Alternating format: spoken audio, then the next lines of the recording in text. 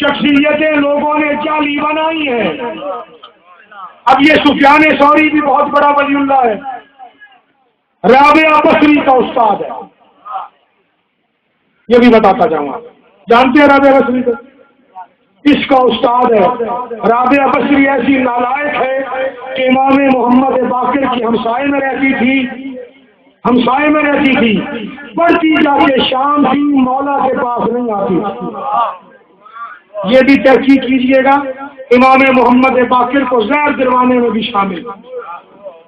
یہ بھی تھوڑی سی وہ جیسے مولا علی کا قاتل جو بنت اشج کے گھر رہا تھا نا، قدامہ کے گھر رہا تھا جا کے، ایسے ہی مولا محمد باقر کا قاتل رابعہ بصری کے گھر رہا تھا. یہ بصرے کی رہنے والی ہے. جنید بغدادی اور سفیان ثوری کی شاگرد ہے. مدینے شادی ہو کے آئی تھی. شام سے مولا باقر کا جو قاتل آیا تھا 3 دن تک اس کا مہمان تھا. یہ تحقیق کیجیے گا. میری باتیں ہو سکتا ہے ذہنوں کو بری لگ رہی ہوں، لیکن یہ تحقیق ہے، میری ذمہ داری ہے بیان کرنا. صلوات پڑھیے گا مل کے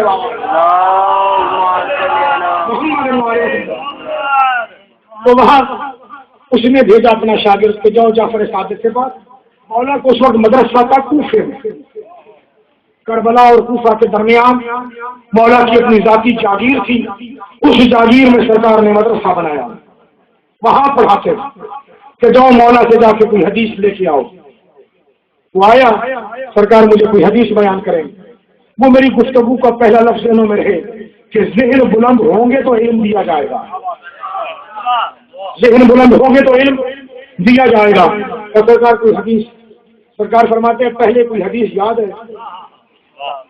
یہ پوچھنا اس بات کی دلیل ہے کہ مولا بغیر امتحان لیے علم نہیں دیتے، صلاحیت اور ظرف دیکھتے ہیں پھر علم دیتے ہیں. کہتا ہے ہاں مولا یاد ہے. سرکار فرماتے ہیں سنا حدیث، نقل کفر نباشت. میں حدیث بیان کرنے لگا ہوں کہ مولا کہتے ہیں سنا حدیث. کہتے ہیں قال ابو سفیان ثوری، سفیان ثوری نے کہا ہے انی سمعت عن صادق، میں نے سنا ہے صادق ابن محمد سے. صادق ابن محمد نے قال صادق، جعفر صادق نے فرمایا ہے النبیذ حلال، جو کی شراب حلال ہے. کون سی شراب؟ جو کی شراب حلال ہے. مولا فرماتے ہیں کہ اگر جعفر صادق کہے کہ یہ حدیث میری نہیں تو پھر کیا خیال ہے؟ بدبخت کہتا ہے سفیان ثوری جھوٹ نہیں بولتا. بات سمجھ میں آئی؟ مولا کہے کہ یہ فرمان میرا نہیں، وہ کہتا کہ سفیان ثوری جھوٹ نہیں بولتا. مولا کہتے ہیں کاغذ قلم دوات اٹھا لکھ، میں تجھے حدیث لکھاؤں. کہتا ہے مولا ٹھیک ہے. کاغذ قلم دوات نکالے تھیلے سے، لکھنا شروع کیا. مولا لکھائیے. مولا فرماتے ہیں لکھ انی سمعت عن جعفر بن صادق، کہ میں نے جعفر صادق سے سنا ہے. میرا نام لکھ، اپنا نام لکھ کے فلاں ابن فلاں نے جعفر صادق سے سنا ہے. اچھا مولا آگے قال جعفر صادق انی سمعت عن ابی محمد باقر، کہ جعفر صادق کہتے ہیں کہ میں نے اپنے باپ باقر سے سنا ہے. قال الباقر انی سمعت سید الساجدین، میں نے سید الساجدین سے سنا ہے. قال سید الساجدین انی سمعت عن حسین، میں نے حسین سے سنا ہے. قال الحسین انی سمعت عن علی، حسین نے کہا میں نے علی سے سنا ہے. قال علی انی سمعت عن محمد، کہ محمد کہتے ہیں کہ میں نے علی کو بتایا ہے. علی کہتے ہیں میں نے محمد سے سنا ہے. قال محمد انی سمعت عن جبرائیل، کہ محمد کہتے ہیں میں نے جبرائیل سے سنا ہے. قال جبرائیل انی سمعت اللہ، کہ جبرائیل کہتا ہے میں نے اللہ سے سنا ہے. قال اللہ، اللہ فرماتا ہے کہ اے محمد و آل محمد، جو تمہارے نام پہ جھوٹ بولے وہ کل بھی لانتی تھا، وہ آج بھی لانتی ہے. جو تمہارے نام کا لے کے جھوٹ بولے وہ کل بھی لانتی تھا، آج بھی لانتی ہے، وَإِلَى يَوْمَ الْقِيَامَةِ، اور قیامت تک لانتی رہے گا۔ لکھ لی حدیث، مولا ہو گئے چپ، کہتا ہے مولا کچھ اور لکھائے، سرکار فرماتے ہیں تیرے لیے اور تیرے استاد کے لیے یہ کافی ہے، تیرے لیے اور تیرے استاد کے لیے یہ کافی ہے۔ میں جعفر صادق کہہ رہا ہوں الشراب حرام، شراب حرام ہے چاہے وہ جس چیز کی بنی ہوئی ہو۔ اب آگے لے جا بات کو، میں یہ کہہ رہا ہوں کہ شراب حرام ہے چاہے وہ جس چیز کی بھی بنی ہوئی ہو، وہ اللہ نے حرام کی ہے، وہ حرام رہے گی، اس میں تبدیلی نہیں ہو سکتی، کیونکہ میں امام ہو کے شریعت محمد میں رد و بدل کا حق نہیں رکھتا، سفیان ہو کے کیسے حق رکھتا ہے؟ وہ سفیان ثوری کیسے حق رکھتا ہے؟ شریعت محمد قیامت تک حلال حلال ہے، حرام حرام۔ یہ شریعت محمد تو تھی جس کو بچانے کے لیے علی کی بیٹیاں بازار گئی۔ اس پہ اگر تو اور میں عمل نہیں کریں گے تو کل قیامت کے دن علی کی بیٹی پوچھے گی کہ میری ساری قربانیاں رائے گاں گی، تو بے دین کا بے دین رہا۔ ہوا ایک بار ٹھیک ہے، یہ شریعت محمد تو تھی جس کو بچانے کے لیے علی کی بیٹیاں بازاروں میں گئی۔ اور نوجوان میرا بزرگ، قیامت کے دن علی کی بیٹی پوچھے گی، روایت میرے 12ویں امام کی ہے کہ قیامت کے دن علی کے ماننے والوں کو کرے گی علیحدہ، اور علیحدہ کر کے کہے گی او بے نمازی مجھے یہ بتا میں نے رسیاں اس لیے پہنی تھی تو نماز نہ پڑھنا،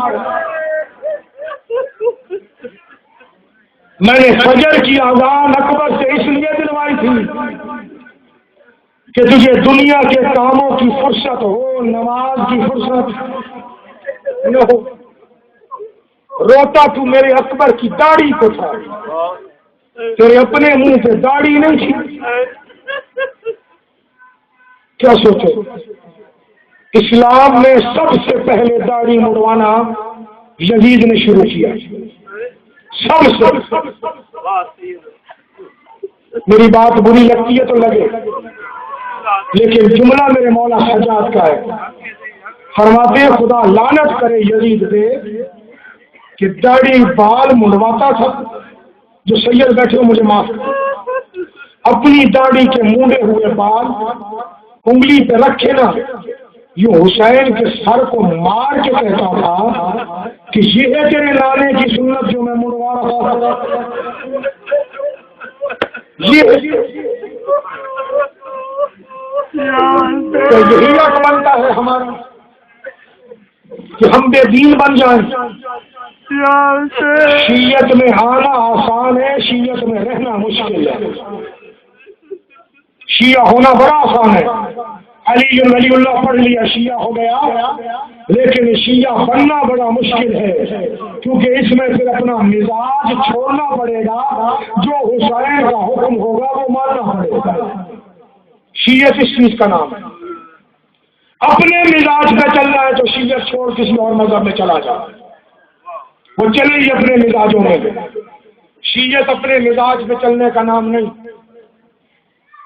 اگر اپنے مزاج پہ چلنا ہوتا اپنے مزاج پہ، علی کی بیٹی بازار جاتی کیا بیوی کا مزاج تھا کہ بازار جائے؟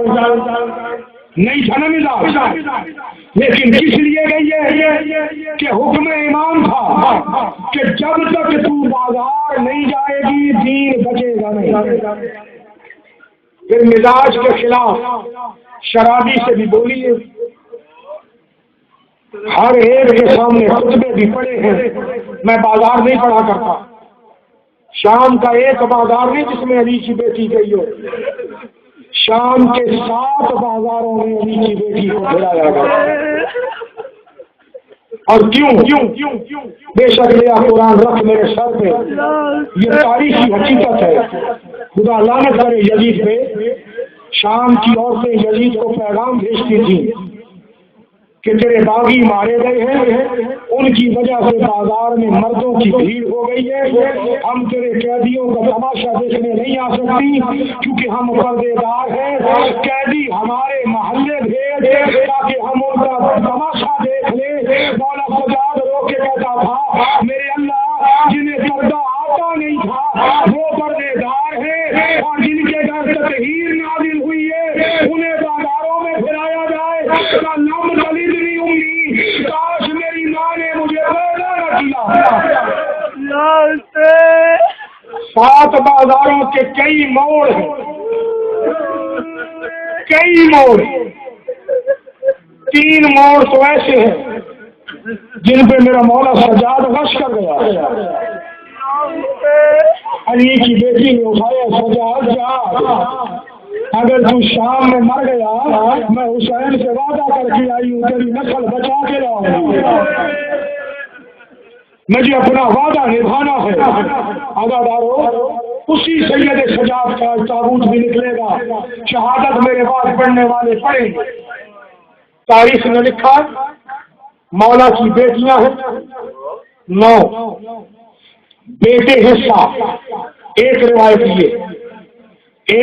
یہ ہے بیٹیاں ہیں 5، بیٹے ہیں 7۔ 3-4 روایتیں اور 5 بیٹیاں مولا سجاد کی مان۔ سب سے چھوٹی بیٹی کی عمر وقت شہادت 6 سال ہے، 9 سال ہے یا 11 سال۔ باقی بیٹے اولادیں بڑی ہیں۔ مولا باقر کی عمر اس وقت 40 سال ہے۔ مولا باقر روایت کرتے ہیں میں نے کفن دیا، باپ کی میت تیار کر کے رکھی ہے، میں نے اپنی بہنوں کو کہا آؤ اپنے باپ سے آخری مرتبہ مل لو۔ میری 5 بہنیں آئی ہیں، 5 بہنیں، سب سے جو چھوٹی ہے نا اس کا نام ہے رقیہ، رقیہ صغریٰ اسے کہا جاتا ہے، رقیہ نام ہے، صغریٰ لقب ہے۔ مولا باقر کہتے ہیں سب سے جو چھوٹی ہے نا وہ بعد میں آئی، کسی نے پاؤں چومنا شروع کیے، کوئی ہاتھ چوم رہی ہے، کوئی سر چوم رہی ہے۔ یہ جو سب سے چھوٹی آئی ہے نا اس نے آ کے رقیہ نے اپنا سر اپنے باپ کے سینے پہ رکھا، آہستہ آہستہ کہتی ہے بابا میں بھی تو تیرے سینے پہ سونے کی عادی ہوں۔ جب پہلا بین کیا نا پہلا نسیہ بڑا ہے۔ مولا باقر کہتے ہیں میرے بابا کی میت کافی ہے، کافی ہے، آواز کفن سے آئی ہے باقر رقیہ کو میرے سینے سے ہٹا، میری بیٹیاں مجھ سے جدا کر۔ بابا خیر تو ہے کہ وہ سامنے بیٹھی ہے سکینہ، مجھے کہتی ہے سجاد تیری بیٹیوں کو بنا کے کوئی نہیں مانتا، انہیں رونے سے کوئی نہیں روکتا ہے۔ مولا باقر فرماتے ہیں عزادارو دل میں رکھو دعائیں، اس جملے پہ یقیناً دعائیں مستجاب ہو جاتی ہیں۔ جس آنکھ میں آنسو آئے میرے لیے دعا کرنا، میری روزہ شدید علی ہے، مولا اسے صحت کلی دے، آپ سب کو مولا بیمار کربلا کا صدقہ دے، سے تو تندرستی عطا فرمائے۔ مولا باقر نے بڑے پیار سے اپنی بہن کو ماں کی میت سے علیحدہ کیا، باپ کی میت سے علیحدہ کر کے نا اپنی جھولی میں بٹھایا، بٹھا کے رقیہ کے سر پہ بوسے دیے، آہستہ آہستہ کہتے ہیں رقیہ بہن نہ رونا، نہ رونا، میت سجاد کافی ہے، کام کے کہتی ہے باقر رقیہ کو جھولی سے اٹھا، سکینہ شکوہ کر رہی ہے، کہتی ہے سجاد کیا یتیموں کے ساتھ ایسا سلوک کیا جاتا ہے؟ میں تو جب باپ کی میت میں گئی تھی مجھے تو کسی نے جھولی میں نہیں بٹھایا، وہاں حضرت کے نشانے ہاں وہ چلو ان کے سبے امیاں مجھے تو بالوں سے پکڑ کے باپ کی میت سے علیحدہ کیا گیا اور مجھے تماچے مارے گئے۔